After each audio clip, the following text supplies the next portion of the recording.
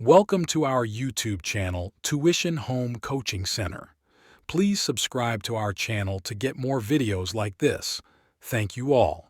আসসালামু আলাইকুম প্রিয় শিক্ষার্থীরা, তোমরা সকলে কেমন আছো? আশা করছি সকলেই খুব ভালো আছো। আজ আমরা দেখব নবম শ্রেণীর বাংলা বইয়ের পৃষ্ঠা 112 এর তৃতীয় রচনাটি, বিশ্লেষণমূলক রচনার 3 নম্বরটি, অর্থাৎ নববর্ষ উদযাপন, সেটার সমাধানটি দেখব আমরা। তোমরা যারা এখন আমার চ্যানেলটি সাবস্ক্রাইব করোনি তারা চ্যানেলটি সাবস্ক্রাইব করে নিও, তাহলে পরবর্তী পড়াগুলো এই চ্যানেলে তোমরা সবার আগে একসাথে পেয়ে যাবে। আর পূর্ববর্তী পৃষ্ঠার সমাধানগুলো প্রয়োজন হলে চ্যানেলের প্লেলিস্টে সেই পড়াগুলো দেওয়া আছে, সেখান থেকে তোমরা এক এক করে সেই পড়াগুলো দেখে নিতে পারো। এমনকি এই সিরিজের রচনাগুলোর প্রথম 2টি রচনাও এখানে আপলোড করে দেওয়া আছে, তোমরা দেখতে পারো। আজকে আমরা দেখব 3 নম্বর রচনাটি, নববর্ষ উদযাপন। ভূমিকা: বাংলা বছরের প্রথম দিন বাঙালি জাতি নববর্ষ উদযাপন করে। ব্যাপক উৎসাহ ও উদ্দীপনার সাথে বাংলার মানুষ বাংলা নববর্ষ উদযাপন করে থাকে। বাংলা নববর্ষ বাঙালি সংস্কৃতির এক অবিচ্ছেদ্য অংশ এবং বাঙালির প্রাণের উৎসব।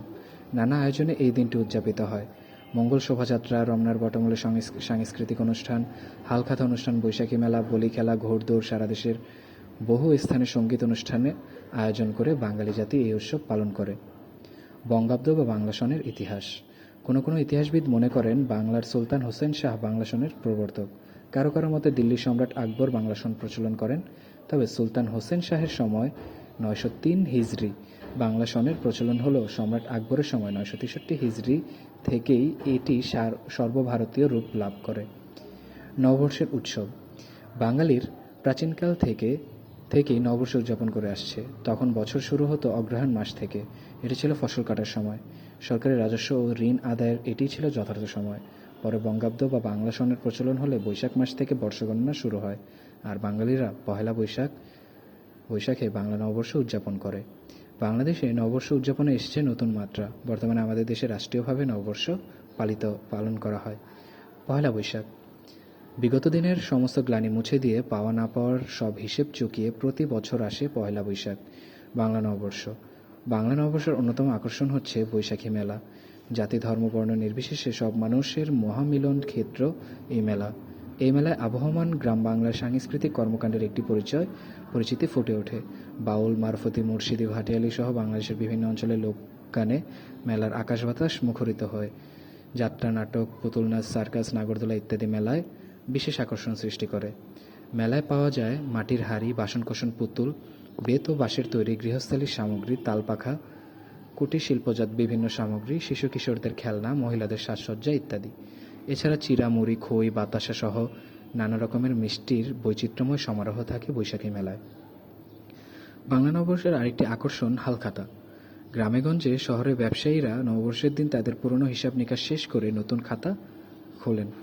এই উপলক্ষে তারা নতুন পুরনো খদ্দেরদের আমন্ত্রণ জানিয়ে মিষ্টি খাওয়ান। নববর্ষের প্রভাব: আমাদের জীবনে নববর্ষ উৎসবের আমেজ নিয়ে আসে।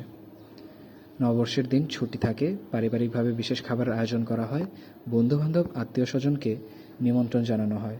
সব কিছুতে আনন্দের ছোঁয়া লাগে। আধুনিক রীতি অনুযায়ী ছোট বড় সবাই নববর্ষের শুভেচ্ছার কার্ড বিনিময় করে। নববর্ষ আমাদের সামনের দিকে এগিয়ে চলার প্রেরণা যোগায়। তাই আমাদের জীবনে নববর্ষের প্রভাব গভীর ও ব্যাপক।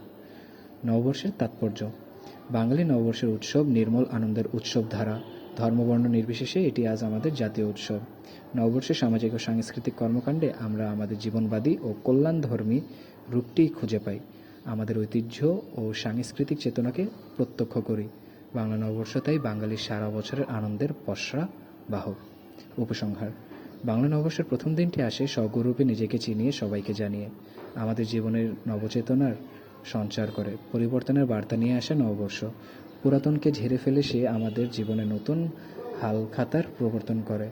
আমাদের মানবিক মূল্যবোধকে জাগ্রত করে। মানুষে মানুষে গড়ে তোলে সম্প্রীতির কোমল বন্ধন। তাহলে শিক্ষার্থীরা, আমাদের নববর্ষ উদযাপন রচনাটি এই পর্যন্তই। যদি পড়াটি ভালো লেগে থাকে তাহলে চ্যানেলটি সাবস্ক্রাইব করতে দিতে ভুলো না যেন।